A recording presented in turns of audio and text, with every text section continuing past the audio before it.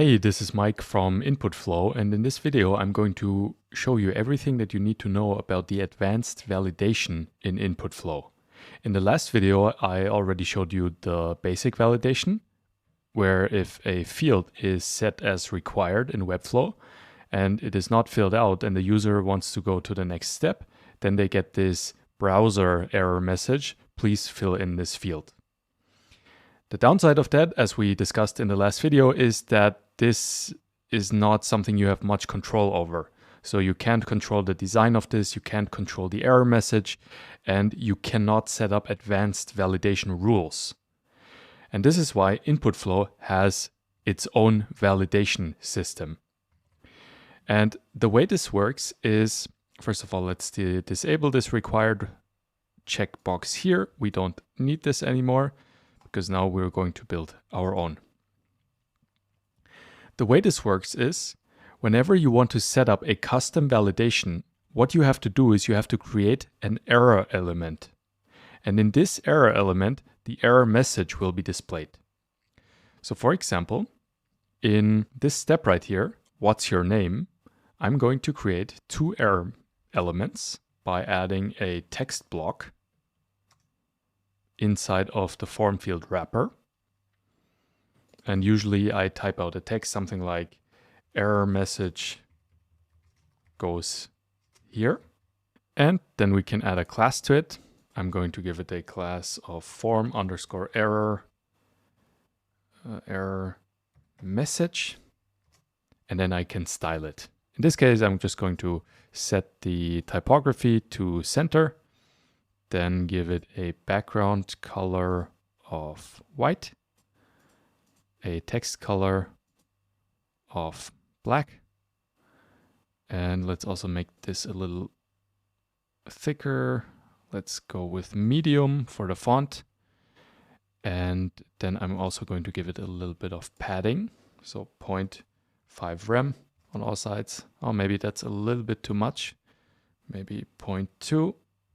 Yes, that looks much better. And then I'm also going to give it round corners. Let's round the corners. 0.2 rem border radius. 0.25. And here we have our custom error element. Now, what we have to do next is we have to turn this into an actual Inputflow error element. So we have to tell Inputflow that this is an error element. And to do this, we can just click on the element. And then inside of the Elements Manager, that is the Elements tab in the menu, that's how you get to this Elements Manager, you just click on Turn Selected Element into Error Message. And now Inputflow says Turned Element into an Error Element. Now Inputflow knows that this is an error element. What happens in the background is Inputflow adds an attribute called if-element equals error, and this way it knows where the error elements are located. Now we can just go and copy this error element and put it below the next input and have it here as well. This time we don't have to turn it into an error element with Inputflow because we copied it and the custom attribute is already applied. As you can see here, selected element is an error element is what Inputflow displays here. And that is the basic preparation that we have to do for all of the input fields that we want to have a validation for. Next, I'm going to go to the form editor because now we're going to create the actual validation logic.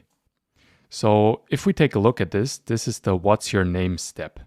So inside of the form editor, I'm going to find the what's your name step, click on it, and here you can see there's a validations tab. I click on the validations tab and click on the button create validation. And here we have to define the logic of that validation. In the first row, you have to select the input element that you want to validate. In this case, I want to validate the first name. So the input element first name is not valid if, and then we have to set up a logical rule, if the first name, and here you have a lot of different logical functions. You can say if the first name equals, if it does not equal, if it contains, if it's greater than, for number inputs, and even regular expressions, if you know what that is. This is for advanced people. So you generally have a lot of different functions that you can use to check if the user input meets your requirements. In this case, I'm just going to go with a very simple function called isEmpty. So I'm going to say isEmpty. And now this reads like an English sentence. Input element, first name, is not valid if the first name is empty. And then we can decide, okay, what type of custom error message do we want to display? In this case, I'm going to display the error message, please enter your first name. This is the first validation. Let's also add the validation for the second input element, the last name, and the input element last name is not valid if the last name is empty. And then I'm going to show a similar error message. Please enter your last name. And now we have set up the custom validation. Then I go back to the live site, reload the page, and let's have a look how this works in practice. I click on sign up. And now, as you can see, Inputflow in the background removed these error elements, so they're not visible to the user unless, and you'll see that in a moment, I click on next step immediately and the error messages show up with the custom error message that we just entered. Here it says, please enter your first name, and here it says, please enter your last name.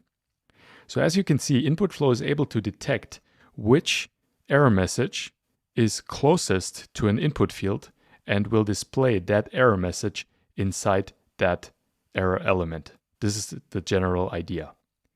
And now if I were to only fill out the first name, for example, just fill out Mike and go to the next step, it still displays the error message for the second input field, the last name, because the last name is not valid. It is empty right now. And as soon as I fill it out, then I can go to the next step. Okay, this is how you validate basic text input fields. What you can also do is you can validate, this is a very common thing, you can validate radio buttons. Because right now I could just go to the next step here without making a selection. So I could just click on next step and I don't have to select any of these radio buttons. But ideally, as a website owner, you want the visitor of the form to fill out these radio buttons. And that is why you can do the same thing here. So let's go to the step. This is the main fitness goal step. I'm going to click on the step, create a validation, and say the input element, the radio group fitness goal, is not valid if fitness goal is empty. And then I'm going to display an error message. Please select your fitness goal. And then this will work exactly the same way. With regards to this error message, you can get really advanced. And to show that to you, we're going to look at the body fat percentage step. So if someone, a user of the form, selects the physique option, goes to the next step, and then selects, I want to lose weight, they get to the step where they get asked, what is your current body fat percentage? And here they have to enter a number. So their body fat percentage between 0 and 100.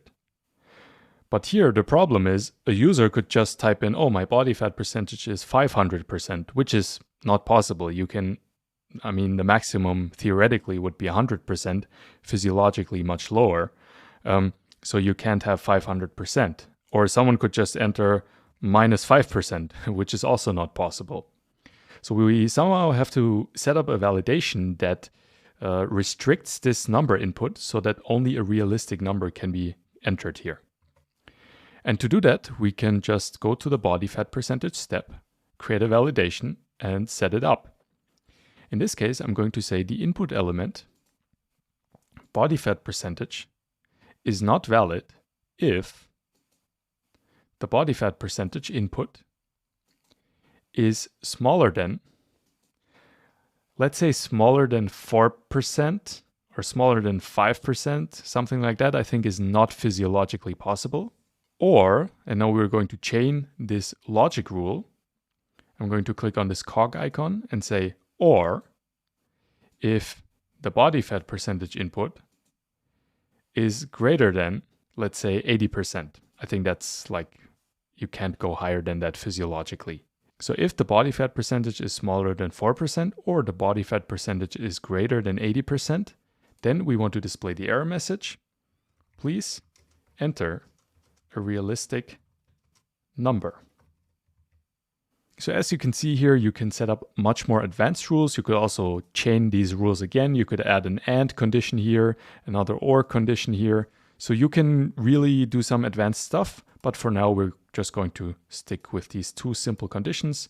Either if the body fat percentage is smaller than 4, or if it's greater than 80, then this input element is invalid. And we're going to display the error message, please enter a realistic number.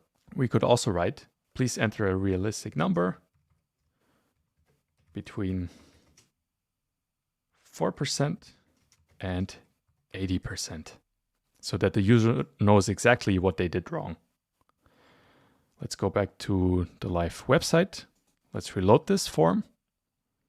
And I'm going to quickly go to that. My first name is Mike.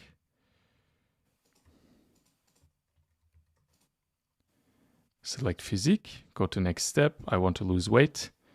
And now we're at this body fat percentage step. And I'm going to enter, let's say 0%. And it did not work. Why did it not work? Now this is something important that you have to know as well. It did not work because we did not add an error element yet. So as you can see, whenever you want to set up a validation, you always need an error element that displays your error message. So let's quickly add the error element. I'm going to just copy this one, this form error message.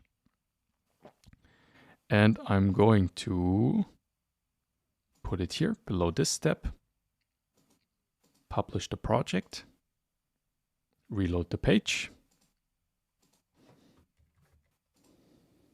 Okay, physique, lose weight, and then 0, next step. And now, as you can see, we can't go to the next step. And it says, please enter a realistic number between 4 and 80%. If I go higher than the 80%, let's say 81%, we still get the error message.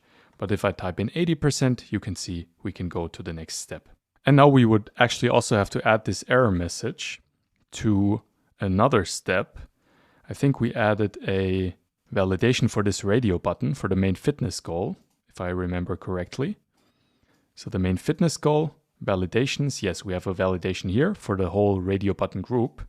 So we have to add an error element here as well, otherwise it will not work. And then we paste it in here below the radio button group. And now this validation that we set up for this step will also work, and we'll have an error element where it can display the error message.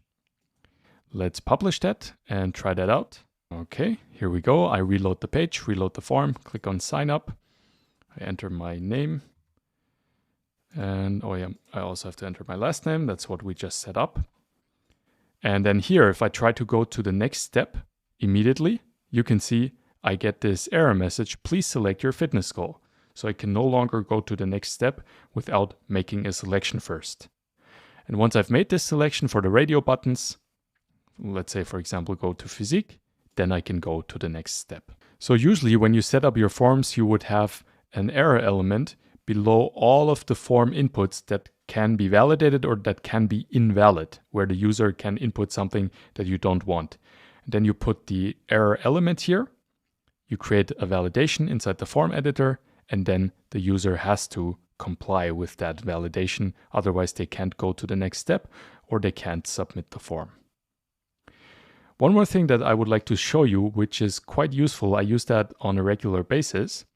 Sometimes if you have a lot of different input elements inside of one step, what you can do is remove the error element from all of the inputs and just have one error message or error element inside your entire step.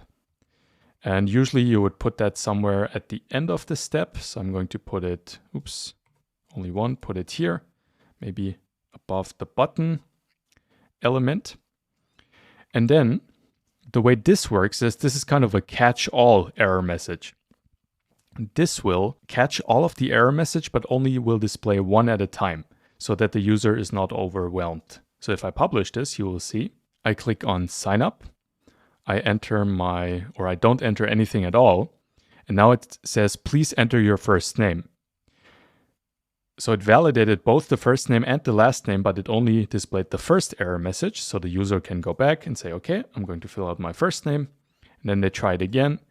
And now they get the second error message, please enter your last name. So they get the errors one at a time, which sometimes can be a little easier. Sometimes it can be a little more confusing. It depends on the context. I just want to show you that this is an option as well. And now if I fill out the last name as well, click on next step, then the error message disappears and I go to the next step.